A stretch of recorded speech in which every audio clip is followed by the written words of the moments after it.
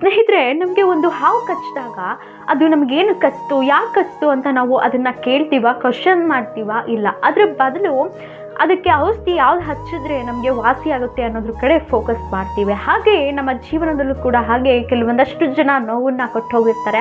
ಆ ನೋವನ್ನು ಏನಕ್ಕೆ ಕೊಟ್ಟರು ಅಂತ ಕಾರಣನ ಹುಡುಕ್ತಾ ಕೂತ್ಕೊಂಡ್ರೆ ನಮ್ಗೆ ಇನ್ನಷ್ಟು ನೋವು ಹೆಚ್ಚಾಗ್ತಾ ಹೋಗುತ್ತೆ.